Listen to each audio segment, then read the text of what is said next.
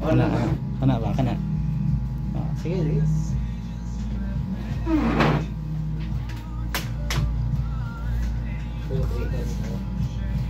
So may topic na to karon. Ikaw ray bahala diyan, kay dili na ko ang time. Sige lang good. Duha ta ba? Para. Duha ganito para nindot. Pagkanduta man ni imong. Ready na ni wala pa. Dili na siya live ba? Ano ra kanang video ra? Video. Ay live na to ni. Live na to ni. Ikaw na kuna. Basta ay kalimot sa programa nito kasi The Light of Islam. The Light of Islam. Basig. Basig ang imong programa mo yung nga. Mamahimong. Salamat sa Nixbase. Dili mo na Hendrix. Pariharan na radio.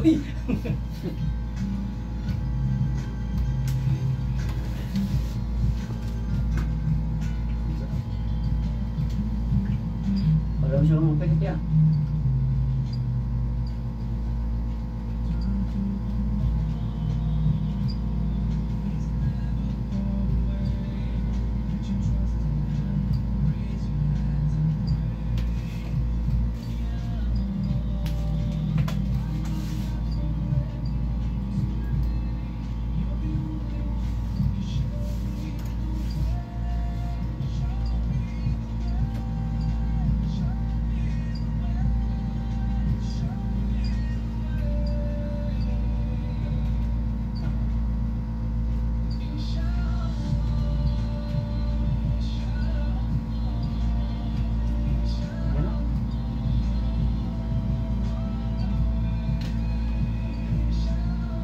Ko ni go live man yan, no? Go live ipinduton. Okay.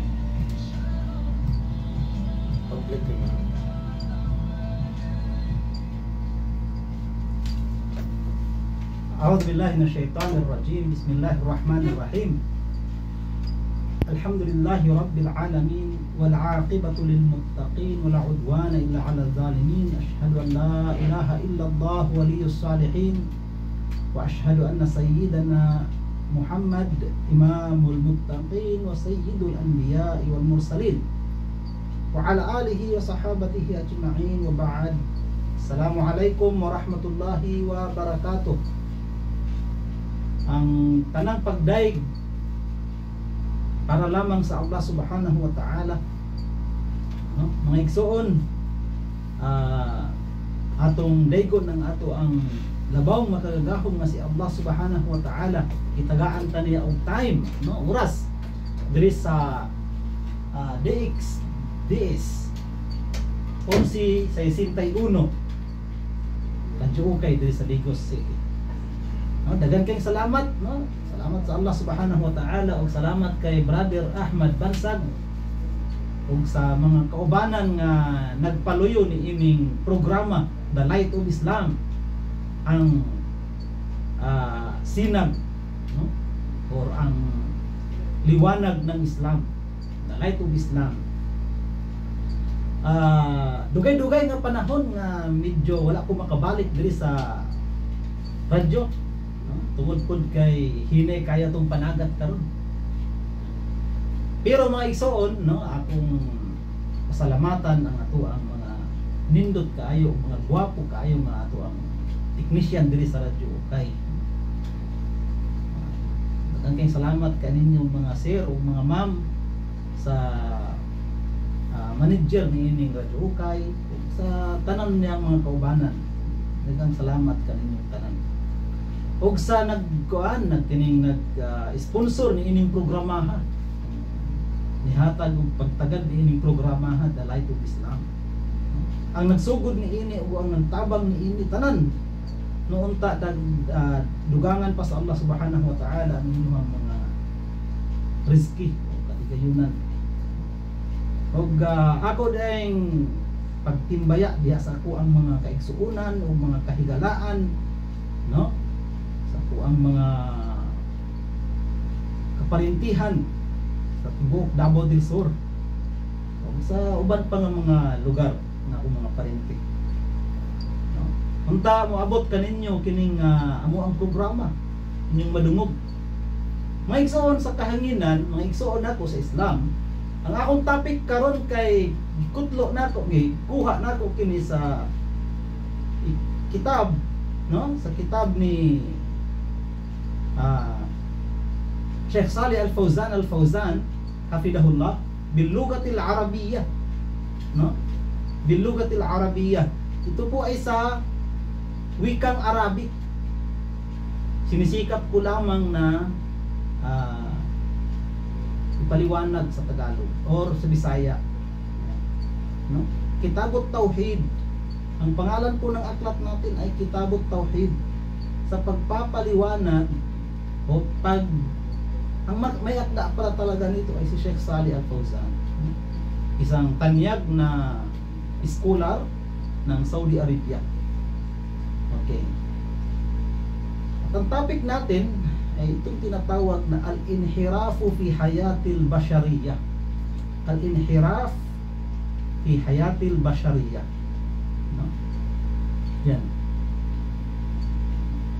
Sabi, ito po ay sa page 5, no? Sabi niya, khalaqallahu al-khalqa li'ibadatihi wa hayya'a lahum ma yu'inuhum 'alayha min rizqihi ta'ala. Qal wa ma khalaqtul jinna wal insa illa liya'budun ma uridu minhum min rizqi wa ma uridu minhum ay yut'imun. Inna Allaha huwa ar-razzaqu dzul quwwatil matin. Sa surah Ad-Dhariyat ayat 56 to 58. Wan nafsu bi fitratiha idza tarakat kanat maqarratan lillahi bil ilahiyyah wa mahabbatan lillahi ta'buduhu la tushriku bihi syai'a walakin yufsiduha aw yafsuduha wa yanharifu biha an dhalika ma yuzayyinu laha syayatinul insi wal jinn bima yuhi ba'duhum ila ba'din zukhrufal qawli ghurura. Fatawhidu markuzun fil fitr wasyirku tari'un wa dakhilun 'alayha. Qala ta'ala fa'aqim wajhaka lid-din hanifa fitratallahi allati fatara an-nasa 'alayha la tabdila li khalqillah. Bibigyan natin ng kaunting pagpapaliwanag. Tagaan nato gamay nga pag-explain, no? Gamay nga paghubad. Katong atong mga na basa nga mga Arabic. Okay. Ingon pa si Sheikh Salih Al-Fawzan sa iyahang libro nga Kitabut Tauhid. Gibuhat daw sa Allah Subhanahu wa Ta'ala ang tanang binuhat aron sa pagsimba lamang kaniya. Wa hayya'a lahum ma yu'inuhum, og gitagaan sila or akupar para kanila ang mga rizqi, ang mga grasya aron makatabang kanila sa pagsimba nila sa Allah Subhanahu wa Ta'ala. Nagaingon ang Allah, ug wala nako gibuhat ang mga jin, engkanto, ug ang ins, ang tao, illa gawas lamang liya'budun, nga pagasimbahon nila ako lamang. Mauridu minhum mir rizq, wala ko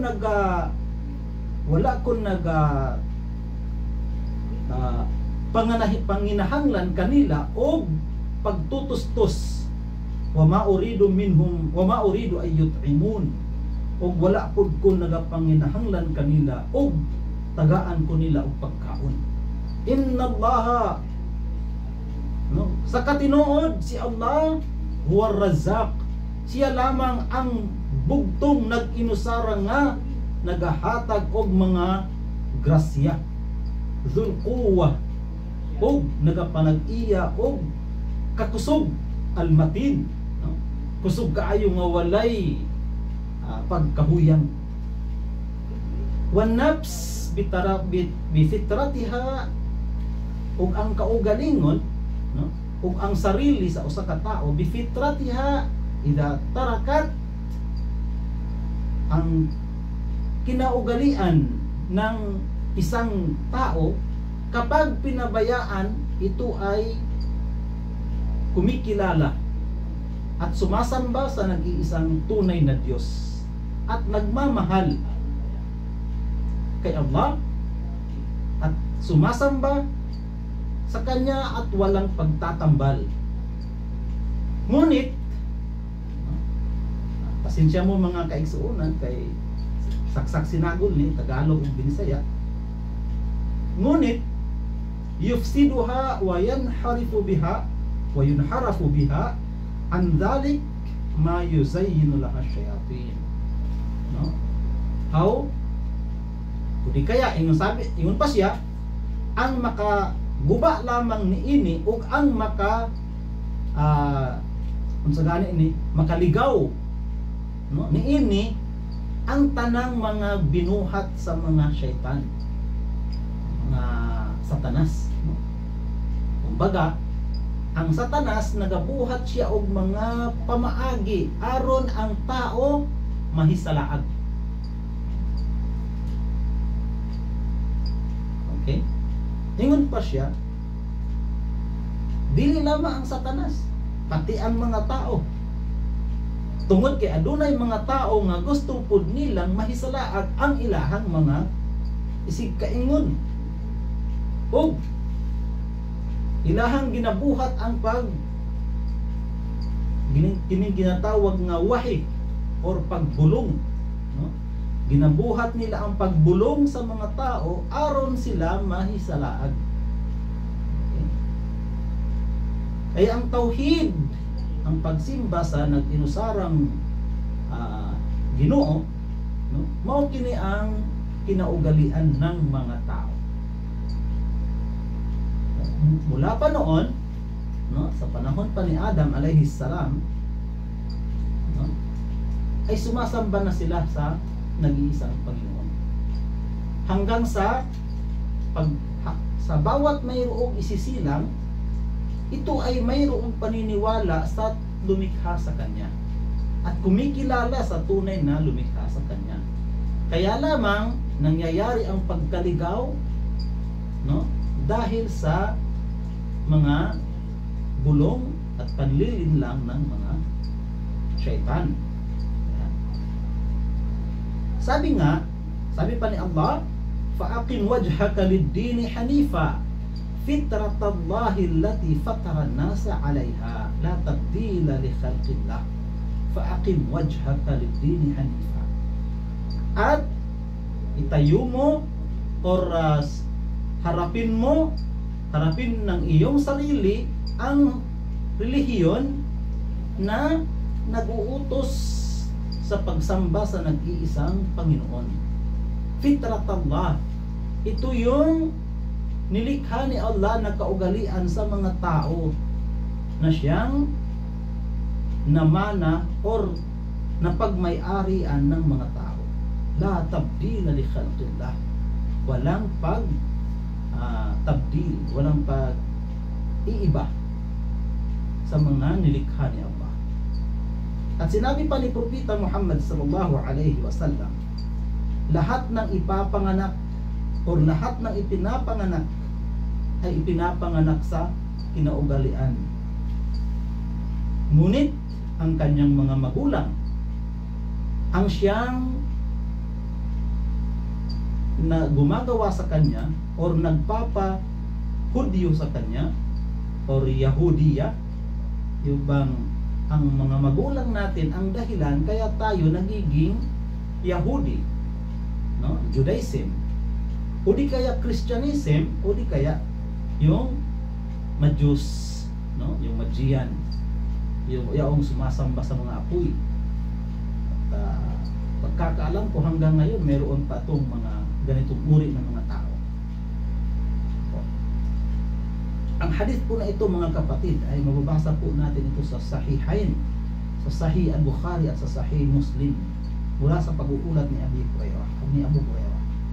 Wad-din al-Islam. Okay? Sabi niya, fal-aslu fi bani Adam at-tauhid. Sabi ni Sheikh Salih Al-Fawzan, ang origin ng mga tao mula pa sa angkan ni Adam, sila ay kumikilala at naniniwala sa kaisahan ni Allah. At ang relihiyon, ito yung Islam, mula pa sa panahon ni Adam alayhi salam. Mula pa sa panahon ni Adam, ito na yung relihiyon. Wa man jaa ba'dahu min dhurriyyatihi qurunan tawila. At ang mga taong dumating, no, pagkatapos niya sa maraming mga henerasyon. Okay? Sabi pa ni Allah, kana nasu ummatan wahida fab'atha Allahu an-nabiyyina mubashirin wa mundirin. Sabi ni Allah, kana nas ummah wahida. Noon ang mga tao ay nasa nag-iisang umma, henerasyon, at nagpadala si Allah ng mga propita, mubashirin, mga propitang nagbabalita sa anumang kagandahan ng paraiso at nagbababala o nagbibigay babala sa mga kaparusahan sa impyerno. At ang una, mga kapatid, at ang unang kaganapan or ang pinakaunang naganap na pagtatambal kay Allah at pagkaligaw ng mga tao mula sa pagsamba sa nag-iisang tunay na Diyos, ito ay sa panahon ni Propeta Noe, no? Ni Propeta Noe alayhis salam. Ito ay pagkatapos na ni Propeta Enoch, no? Propeta Adam, Propeta Enoch, and then si Propeta Noe or Propeta Idris, and then Propeta Noah, no? Sa mga panahon nila ay wala pang pagtatambal, wala pang kaligawan. Nag-iisa pa lamang ang sinasamba ng mga tao. Iisang Panginoon ang kanilang kinikilala at iisang Panginoon ang kanilang sinasamba. Ngunit pagkatapos ng maraming siglo, maraming taon, dumating ang panahon ni Noah, no? At nangyari o naganap ang kauna-unahang pagtatambal sa Panginoon. Ito'y dahil sa paggawa ng mga tao ng mga ribulto, no? Kaya nga sa Islam, mga kapatid, ipinagbabawal ng Islam ang paggagawa or yung tinatawag nilang paghuhugis or yung gagawa ka ng rebulto. May pinagbabawal po ng Islam na ito. At meron sa ating mga ulama or sa ating mga pantas, sa ating mga scholar, na kahit ang tinatawag na pagkuha ng mga larawan, no? Meron sa ating mga pantas, sa tindi ng kanilang pagdipinsa sa tinatawag na tauhid at sa tindi ng kanilang pagsarado sa anumang daanan tungo sa pagtatambal sa nag-iisang Panginoon, isinali nila ang tinatawag na yung photography or yung pagkuha picture, no? Pagkuha ng larawan kahit sa cellphone, sa mga kamera. Marami sa ating mga pantas sinasabi nilang ito rin ay kabilang sa ipinagbabawal dahil walang pagkakaiba ayon sa kanila. Kaya sa Islam, no, naganap ang kauna-unahang pagtatambal sa panahon ni Noah, Propeta Noah. Ito'y dahil sa gumawa sila ng mga ribulto ng mga tao. Ayon sa mga kwento, no, mayroong 5 tao na mga mabubuting tao, saleh. Ang mga taong ito ay sumasamba kay Allah. At nung sila ay namatay, ginawan ng mga tagasunod nila ng mga rebulto. Ginawan sila ng mga rebulto o anyo na gawa sa kahoy. At ito ay kanilang inilalagay kung saan sila tutungo. Nilagay nila sa kanilang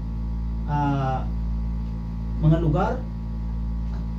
Ayon pa ay dinamihan pa ito nila. Kaya kahit saan sila lilingon, mayroon silang nakikita. Bakit?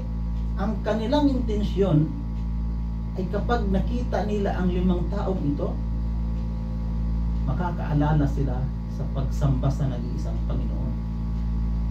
Napakaganda ng kanilang intensyon. Ngunit, hindi nila alam ito pala ay mayroong tinatawag na kapinsalaan kinalaunan. Hindi nagtagal mga kapatid, yaong mga taong gumawa ng rebultong ito ay dinatnan na rin ng kamatayan, at ang mga sumunod sa kanila na henerasyon at ang sumunod na henerasyon, hindi nila alam kung ano ang mga rebulto na ito.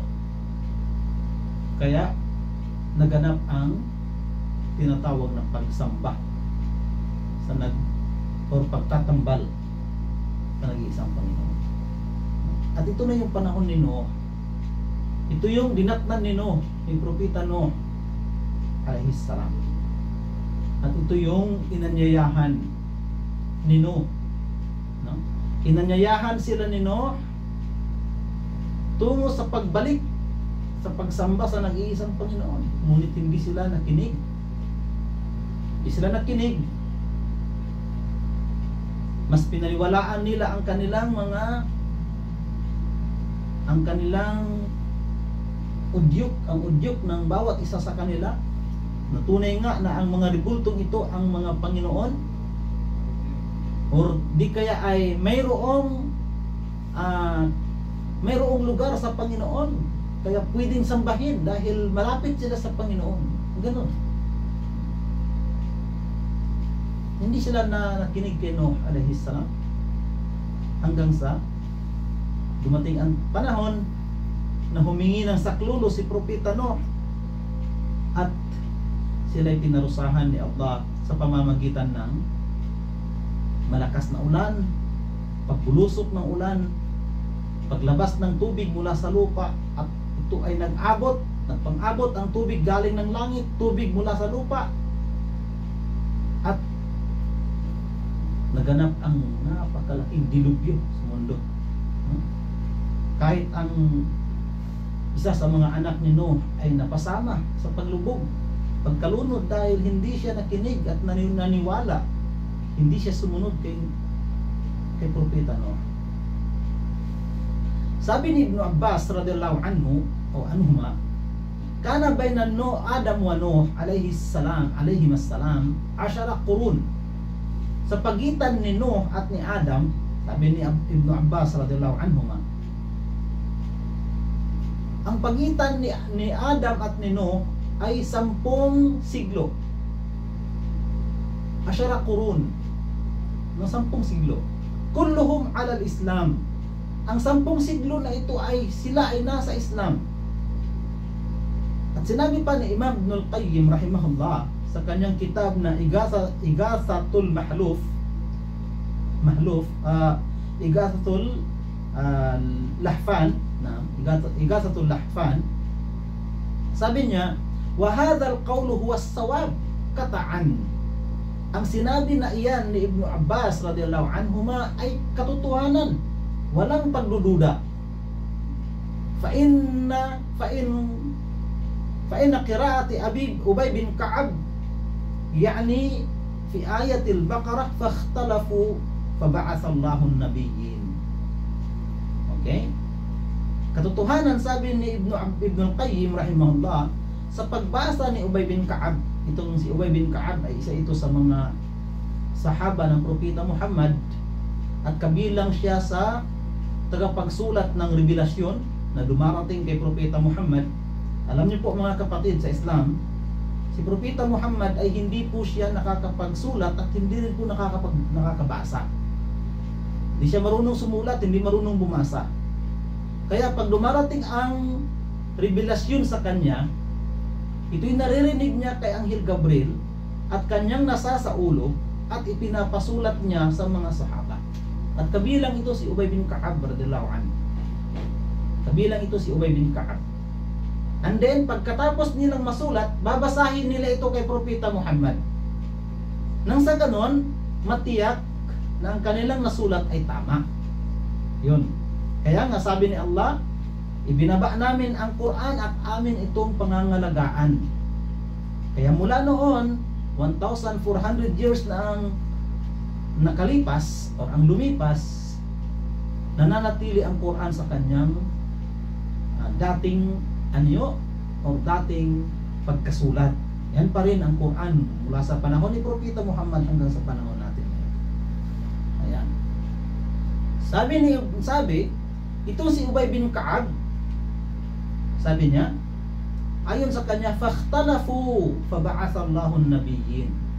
Pagkatapos ng 10 siglo, sila ay nagkaroon na ng tinatawag na hindi pagkakaunawaan o hindi pagkakaisa sa pagsamba ng nag-iisang Panginoon.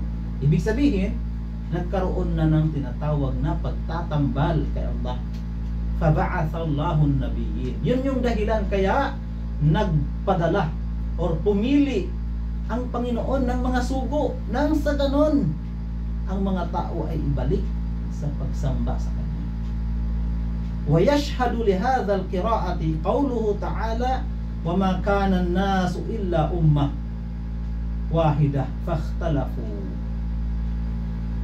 Sabi ni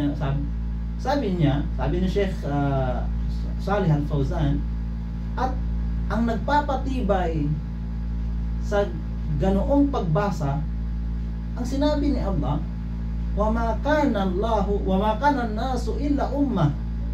Katotohanan na ang mga tao ay iisa lamang ang kanilang sinasamba. Fakhtalafu, ngunit sila ay nagkaroon ng tinatawag na ikhtilaf, hindi pagkakaunawaan sa pagsamba. Ito yung sinabi ni kanina na 10 qurun, 10 siglo. Yuridu rahimahullah anna bi'satan nabiyyin sababuha al-ikhtilaf. Sabi ni Sheikh Salih Al-Fawzan, ang nais iparating sa atin ni Ibnul Qayyim rahimahullah na ang dahilan kaya nagpadala ang Panginoon or pumili ang Panginoon mula sa mga tao ng mga sugo at propeta, ito'y dahilan sa kanilang ikhtilaf, hindi pagkakaunawaan, amma kanu alayhi min ad-din as-sahih. Hindi nila pagkakaunawaan hinggil sa tunay na relihiyon. Unang 10 siglo, iisang relihiyon, iisang Panginoon, iisang paniniwala. Ngunit pagkatapos nun, nagkaroon na ng tinatawag na ikhtilaf. Yun po mga kapatid sa Islam. Dapat na malaman po ito ng ating mga kapatiran ng mga Muslim. Sabi niya, kama kanatil Arab ba'da dhalika ala din Ibrahim alayhi salam hatta ja'a Umr ibn Luhay al-Khuza'i. Tingnan niyo po ito mga kapatid sa Islam. Nang dumating si Ibrahim alayhi salam, si Propeta Abraham, no? Ito naman yung sumunod kay Propeta Noah. Propeta Abraham, sumunod siya kay Noah. Inanyayahan niya ang mga tao tungo sa pagsamba sa nag-iisang Panginoon. At ang nakakalungkot, no, sa usapin na ito o sa kwento na ito, kasi ang tatay mismo ni Ibrahim ang tagagawa ng mga rebulto. Ang tatay niya mismo yung gumagawa ng mga rebulto. Kaya nga sinunog nila si Abraham, tinapon nila sa napakalaking sunog dahil sa kanyang ginawa sa mga rebulto ng mga tao. Pero hindi ibig sabihin na naghihikayat tayo dito na gawin natin ang kahalintulad sa ginawa ni Propeta Abraham. Hindi po yun pinahihintulutan. Sa panahon ni Propeta Abraham, nagawa niya yon dahil iba ang kanyang mga batas. Isa ang kanilang relihiyon, ngunit mayroon silang mga natatanging batas. Kaya sabi nga ni Propeta Muhammad sallallahu alaihi wasallam, isa ang kanilang batas, ngunit magkaiba-iba sila. Isa ang kanilang relihiyon, ngunit magkaiba-iba sila ng batas. Okay? Sabi niya, kahalintulad sa panahon ni Abraham, ang kanilang relihiyon ay Islam, no? Mula kay Abraham sa lugar ng Arab, no? Sa lugar po ng Arab. Mula kay Abraham, ang kanilang relihiyon ay Islam. Ngunit hanggang sa dumating si Amr ibn Luhay al-Khuzai, ito naman yung isang Arabo na sanhi ng pagkaroon ng mga rebulto sa Makkah, no, sa Mika. Si Amr ibn Luhay al-Khuzai. Kaya mula sa panahon ni Abraham, nilagay niya ang kanyang anak na si Ismail doon sa Makkah, nakapag-asawa ng mga Arab. Ismail ay nag-anyaya sa mga Arab tungo sa pagsamba sa nag-iisang Panginoon, hanggang sa lumaganap sa lugar ng mga Arab ang tauhid, ang kaisahan ni Allah, ang pagsamba sa kaisahan ni Allah. Ito'y nanatili hanggang sa dumating si Amr ibn Luhay al-Khuzai. Okay? Amr ibn Luhay al-Khuzai. Fagayyara dina Ibrahim wa jalaba al-asnama ila ardil Arab. Si Amr ibn Luhay naman ang iniba niya ang relihiyon ni Abraham sa lugar ng mga Arab. Although siya din ay kabilang sa Arab, ito si Amr ibn Luhay. No? Sabi niya, jalabal asnama ila ardil Arab wa ila ardil Hijaz bisifatin khassa fa'ubidat min dunillah. Okay? Sabi niya, dinala ni Amr ibn Luhay ang mga asnam, ang mga ribulto sa bansa ng mga Arab at mismo doon sa Hijaz. Itong Hijaz, mga kapatid, ito po yung lugar na naroroon yung Taif, Makkah, no? Ito po yung Hijaz. Sabi niya, bisifatin khassa. Ang mga ribulto na ito ay mayroon silang mga natatanging katangian. Fa'ubidat min dunillah. Dahil sa mga katangian na ito, sinamba nila maliban pa kay Allah. Kaya doon nagsimula naman ang pagtatambal kay Allah sa lugar ng mga Arab, sa bansa ng mga Arabo. Dahil kay Amr ibn Luhay al-Khuzai. Yan. Wantashara syirk fi hadhihi al-bilad al-muqaddasa wa ma jawaruha. Kaya lumaganap ang pagtatambal, ang syirk. Sabi pa sa salita ng mga muro Muslim ay pagsakuto. Wantashara syirk fi biladil muqaddasa. Lumaganap ang pagtatambal kay Allah sa lugar ng muqaddasa. Ito yung mga lugar na dakila, no? Yung Makkah, Madina, marami pa iba. Wama jawaruha, at mga karatig lugar, no? Mga kapit lugar ng Hijaz o yung Makkah at Taif. Ila an ba'athallahu nabiyahu sallallahu alayhi wasallam, hanggang sa nagpadala na naman ang Allah, o pumili na naman ang Allah ng sugo niya mula sa sangkatauhan, at ito si Muhammad, sumakanya nawa ang pagpapala at kapayapaan. At siya ang pinakahuli na propeta at sugo. Wala nang susunod sa kanya. Fada'an nas ila tauhid. Kaya kanilang inanyayahan ang mga tao tungo sa tauhid. No? Titingnan natin, mga kapatid, sa panahon ni Abraham, panahon ni Adam, hanggang kay propeta Noah, 10 siglo walang pagtatambal. And then sa panahon na naman ni Abraham hanggang kay Amr ibn Luhay, walang pagtatambal.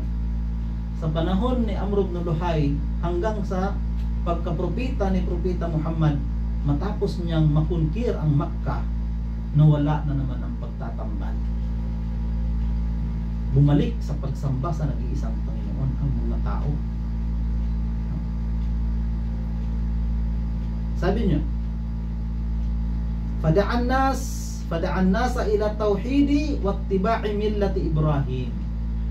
Si Propeta Muhammad, inanyayahan niya ang mga tao tungo sa pagtauhid, yung kaisahan ni Allah, wattiba'i millata Ibrahim, at pagsunod sa pamamaraan or pagsunod sa relihiyon ni Abraham.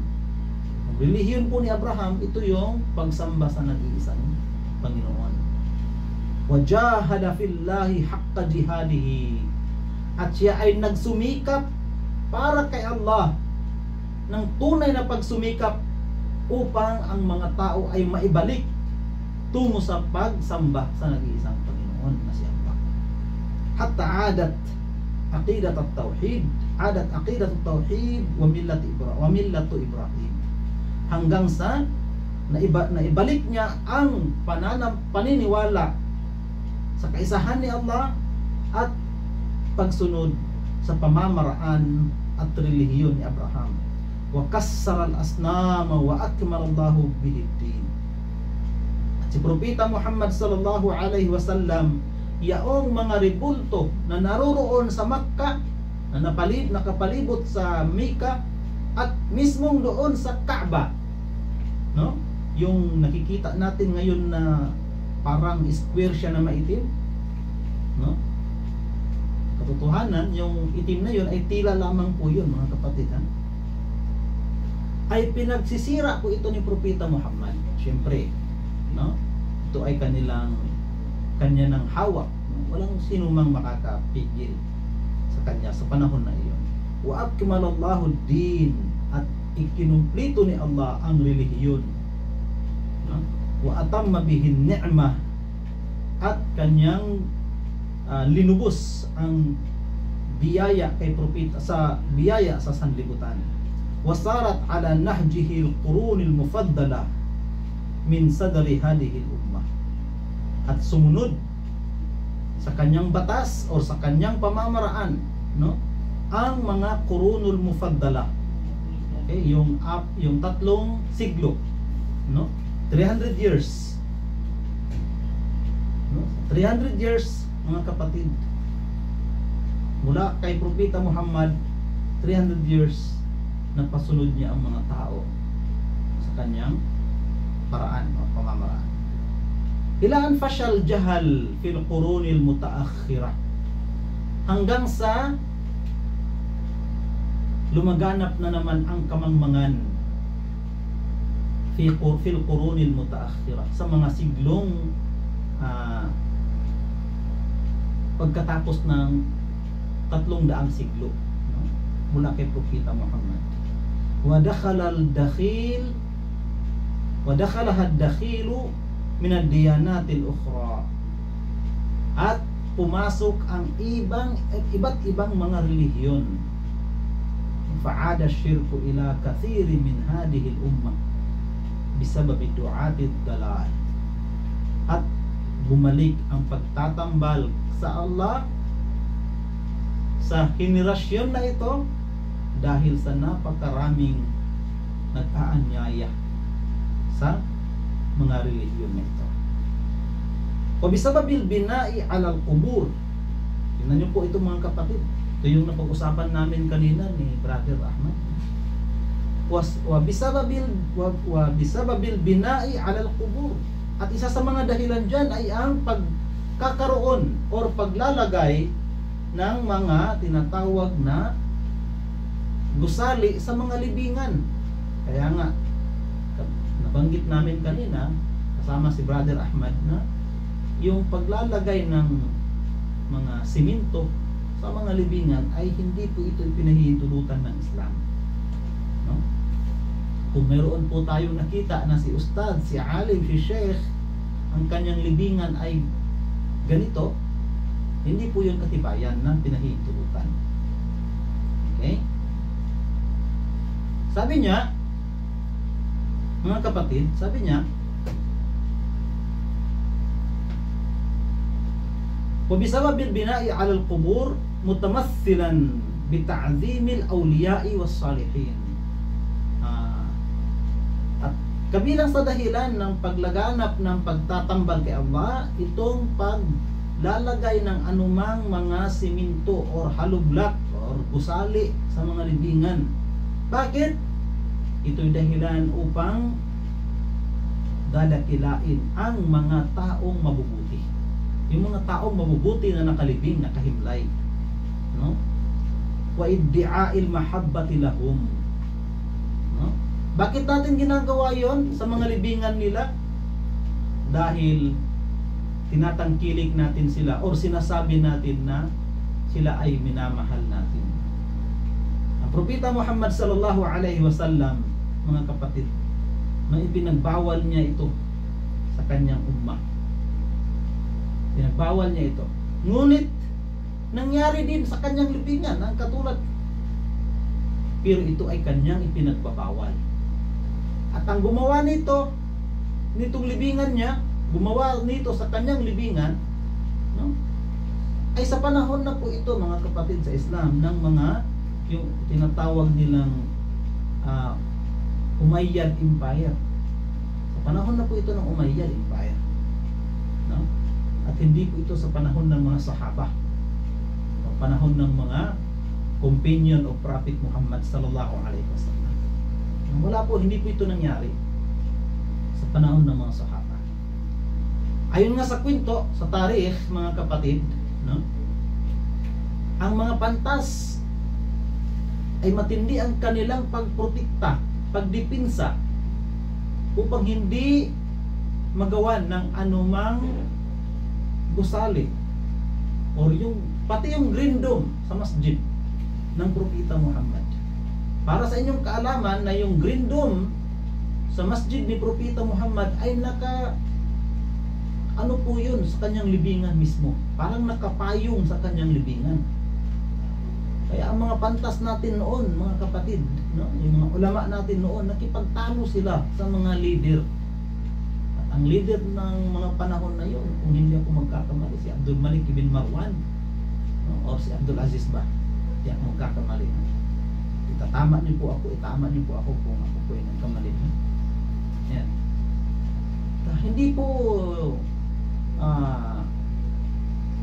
Hindi po ibig sabihin na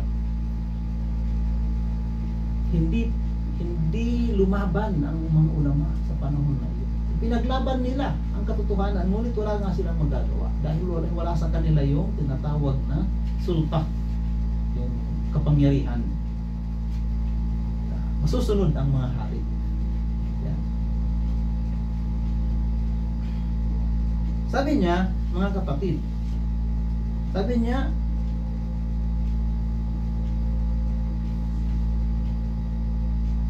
وَادِّعَاءِ الْمَحَبَّةِ لَهُمْ حَتَّى بُنِيَتِ الْأَضْرِحَةُ عَلَى قُبُورِهِمْ. Tingnan niyo po ito. Dahil sa kanilang sinasabing minamahal nila yung mga nakalibing or yung namatay, kaya ginawan or nagawan nila ito ng mga gusali, yung katulad sa mga libingan ng mga hindi Muslim. وَاتُّخِذَتْ أَوْثَانًا تُعْبَدُ مِنْ دُونِ اللَّهِ bianwa'il qurubat. Okay? Hindi po kinakailangan na titira pa doon sa nakahimlay. Hindi po. Marami po kasing uri ng pagsamba na ginagawa na hindi lamang yung pagdarasal. Maraming pagsamba na ang pagsamba na ito ay para lamang sana kay Allah, ngunit ginagawa sa mga nakahimlay. Kahalintulad na lamang ng paghiling ng anumang kabutihan sa mga nakahimlay. Ito'y pagtatambal pa rin. Dahil ang paghiling ay kabilang sa pagsamba. At dapat lang sanang ialay, igawa o isagawa kay Allah. Pero nagagawa ito ng mga tao. Dahil sa paniniwala nila na yung nakahimlay na mabuting tao ay malapit sa Allah or malapit sa Panginoon. At sa paniniwala nila na kayang-kaya ng taong nakahimlay na ito kausapin si Allah. or maiparating kay Allah ang kanyang hinanaing o kahilingan. At ito ay hindi po mangyayari. Hindi po ito mangyayari, mga kapatid. Bakit? Ang mga propeta nga ay hindi nila ito kayang gawin nang sila ay namatay na. Paano na kaya yung mga ordinaryong tao lamang? Ang mga propeta kaya kanilang idalangin, ipanalangin pag sila ay buhay pa. Pero pag sila ay patay na, wala na silang kapangyarihan, wala na silang kakayahan. Kaya pinagbabawal ito ng Islam dahil kabilang ito sa mga dahilan ng pagtatambal kay Allah. Anong sabi ng ating may akda? Sabi niya, وَاتُّخِذَتْ أَوْثَانًا تُعْبَدُ مِنْ دُونِ اللَّهِ بِأَنْوَاءِ الْقُرْبَاتِ مِنْ دُعَاءٍ وَإِسْتِغَاثَةٍ وَذَبْحٍ وَنَذْرٍ لِمَقَامَاتِهِمْ. Ito yung mga ginagawa sa mga libingan. Hindi lamang sa mga Kristiyano, pati sa mga libingan ng mga kapatiran nating Muslim, ginagawa ito. Kaya nga mas matindi ang pagbabala ni Propeta Muhammad sa kanyang ummah sa darating na mga panahon. Kasi nagagawa po ito, dua. Pumupunta sila sa mga libingan at doon sila mananalangin. Hihiling sila doon. Halimbawa, kung ang nakalibing ay si Muhammad, pupunta siya doon kasi si Muhammad ay isang imam, o si Muhammad ay isang alim, si Muhammad ay isang mabuting tao.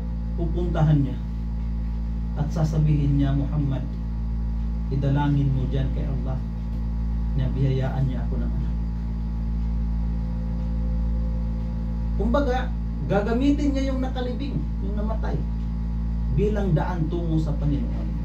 Ito pinahihintulot sa Islam. Bakit? Dahil patay na po yun. Hindi na kayang manalangin. O di kaya sabi niya, istigasa, humingi ng tulong.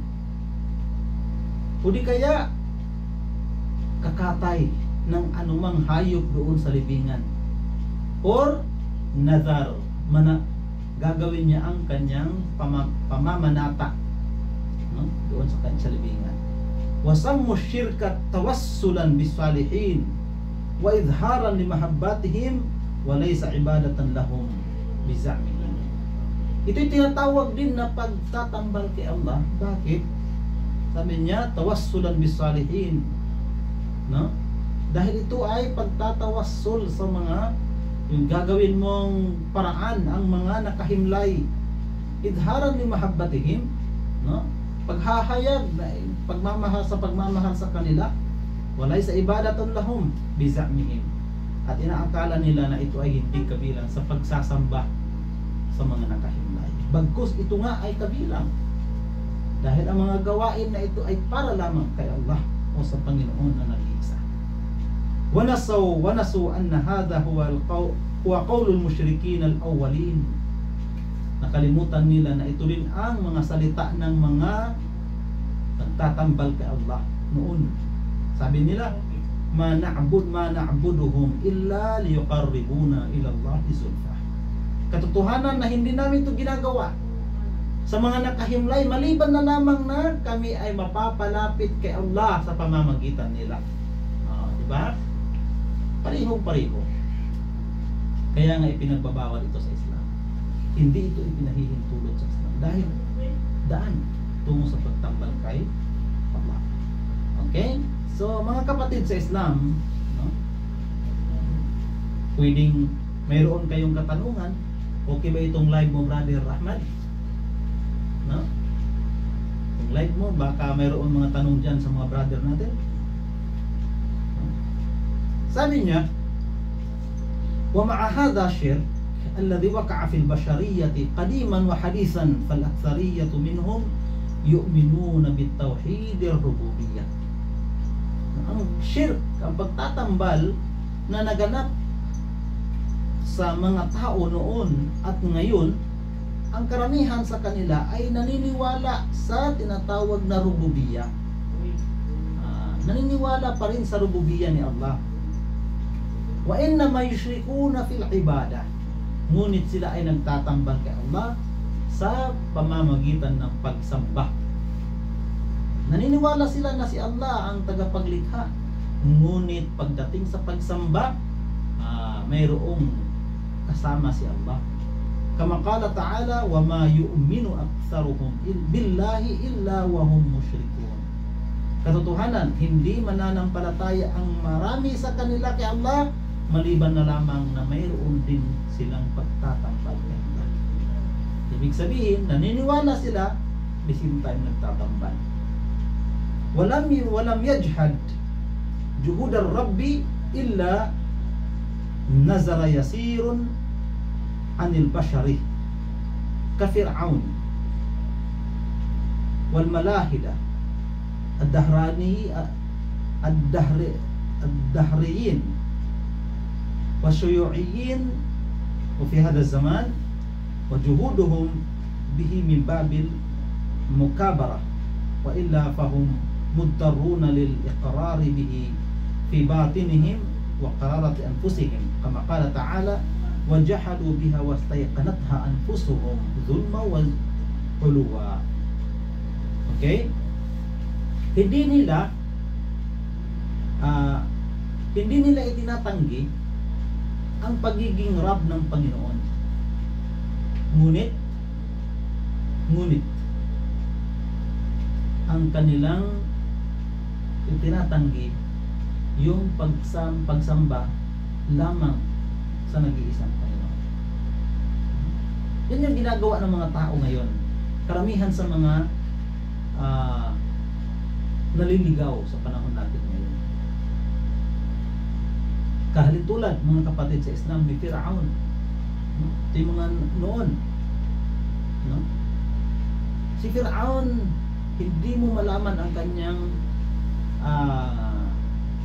paniniwala. Minsan naniniwala siya na ang tagapaglikha, ang Allah, ang siyang lumikha, ang siyang mudabbir. Pero minsan sinasabi niya siya ang gumagawa nito. At ang pinakamatindi ay ang sinasabi ni Fir'aun na siya rin ay Panginoon katulad ni Allah. Wa quluhum ta'rifu anna kulla makhluqin la budda lahu min khaliq wa kullu mawjudin la budda lahu min muwajjid. Ang kanilang isipan, nalalaman nila na ang lahat ng mga nilikha ay kailangan ng tagapaglikha. At ang lahat ng naririto, nalalaman nila na mayroong sanhi ng kanila, mayroong tagapaggawa. Okay? Ngunit, waman, sabi niya, man ankarahu fahuwa imma faqidun li aqlihi aw mukabirun qad alga aqlahu wa safaha nafsahu wa hadha la ibrata bihi. No? So, sabi ng ating may akda, mga kapatid sa Islam, ang sino mang tatanggi lamang nito, kundi yung tatanggi lamang na ang tunay na tagapaglikha yung Panginoon, ang nagpapaikot ng lahat ng ito ay ang Panginoon. Kapag mayroon kang taong makikita na tinatanggi niya ito, no? Siya ay mapapabilang sa mga binanggit ni Sheikh.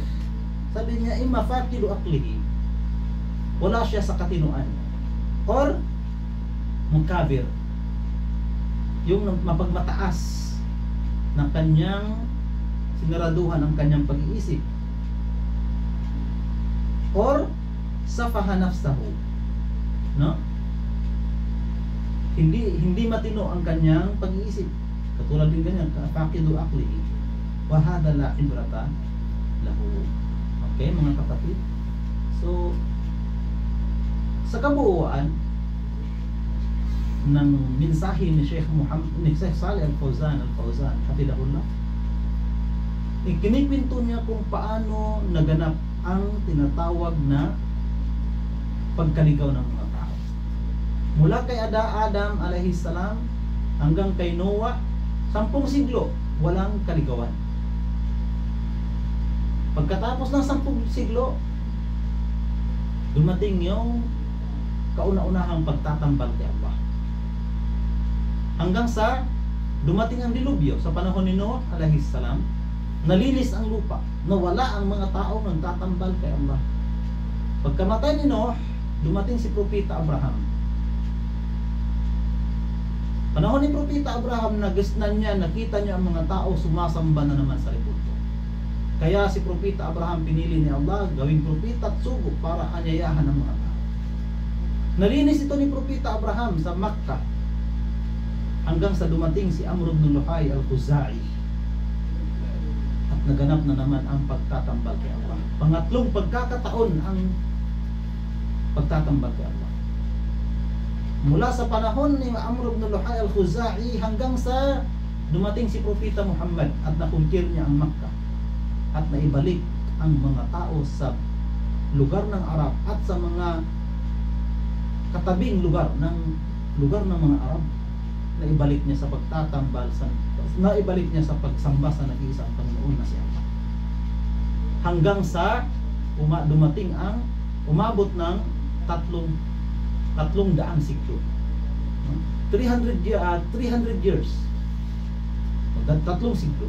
300 years. Pagkatapos nun, bumalik na naman unti-unti ang mga tao sa pagtatambal kay Allah hanggang sa panahon natin. Panahon natin ngayon, mga kapatid, mayroong iba't ibang sinasamba ang mga tao. Mayroong sinasamba sila na ginawa lang din lamang nila at sinasamba nila. Ito yung kakahalituran sa panahon ng Arab sa lugar ng Makkah. Mayroon ding sumasamba sa Panginoon, ngunit hindi sumasampalataya sa mga propeta.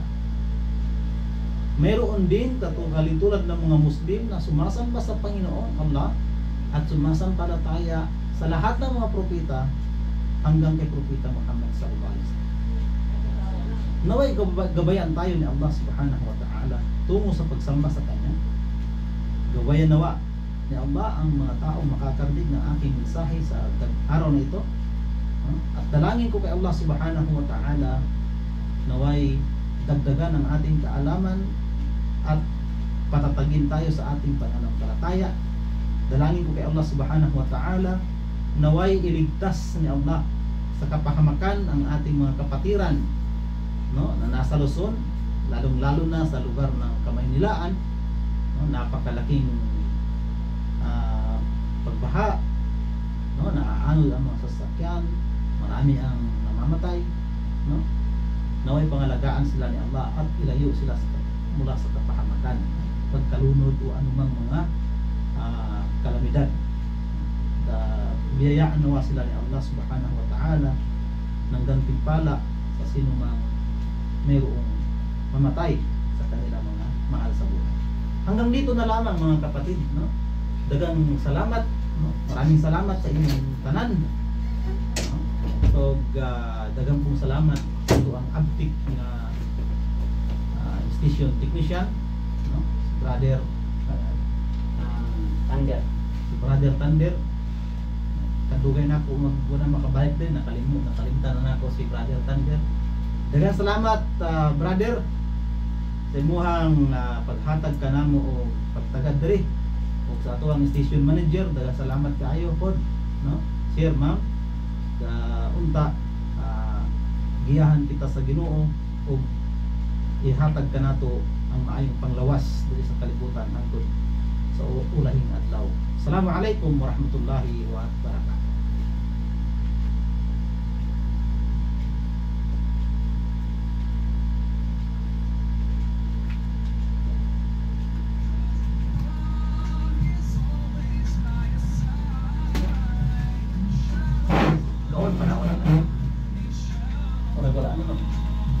Wala na. Oo, kabantay.